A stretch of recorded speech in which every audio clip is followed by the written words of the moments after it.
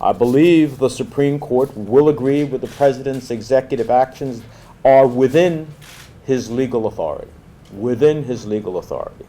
In essence, when I and Congressman Gutierrez and members of the Congressional Hispanic Caucus in the past met with the President and advocated, we provided him with legal memorandums that made this argument based upon a long precedent that existed. And I see Carrie Talbot is here, and she was my chief counsel at that time and incredibly involved in that.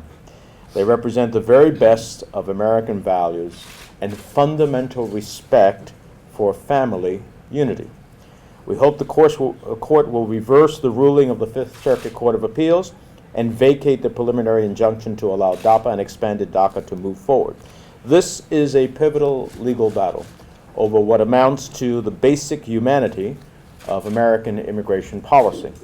I'm not exaggerating when I say that people's lives and families are at stake. And those who are here today understand exactly how much is at stake. It's personal. It's law enforcement that believes the President's executive action helps them keep communities and the nation safe. Chief Beale, I think, understands the public safety and national security benefits of bringing people out of the shadows, submitting to a background check, and fully contributing to our country, and that DAPA and expanded DACA strengthen our communities. Teachers like Ms. Zarate believe the President's executive action will help young immigrants in school and give them a chance to find a good job and contribute to our economy. I know that Juan Carlos, who could potentially benefit from the expanded DACA program, understands this in a very personal way. Young people know firsthand the fear of deportation, the fear of coming home one day and finding out that your family is gone, your mother and father arrested under the threat of deportation, your family torn apart from your hopes and dreams. DAPA and expanded DACA will give these young people and their parents peace of mind. Now, this should not be about politics, but unfortunately, the Speaker of the House is making it exactly about politics, reportedly forcing an unprecedented vote on a resolution authorizing the filing of a legal brief against the President's immigration executive actions on behalf of the entire House of Representatives, including Democrats who have signed on to our brief. Our brief makes it clear that DAPA and expanded DACA are based on laws enacted by Congress that grant the Department of Homeland Security broad discretion to determine how to best enforce our country's immigration laws. The Speaker, if he chooses to force a vote next week, will do nothing more than encourage the fearmongers and anti-immigrant faction in his party who want to build walls instead of bridges. Instead, we are calling for justice and humanity in keeping our families together. I know Father Kosecki understands this. The fact is, vast legal precedent supports issuing rational enforcement policies like DAPA and expanded DACA, and why the President's actions fall within what we call the Take Care Clause of the Constitution. And I quote, "The DAPA guidance reflects the decision by the Secretary acting within finite congressional appropriations insufficient to remove every removable non-citizen to channel DHS's enforcement efforts according to a set of removal priorities and to make practical accommodations for low-priority non-citizens during their temporary continued presence. That is not a deviation from the obligation to faithfully execute the laws, rather it is its fulfillment."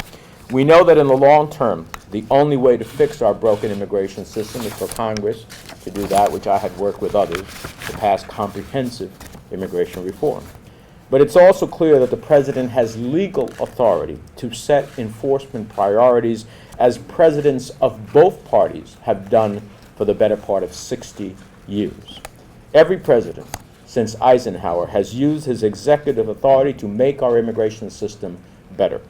And from an economic perspective, the deferred action programs, DACA, DAPA, and expanded DACA, taken together, would grow the U.S. economy cumulatively by $230 billion over the next 10 years.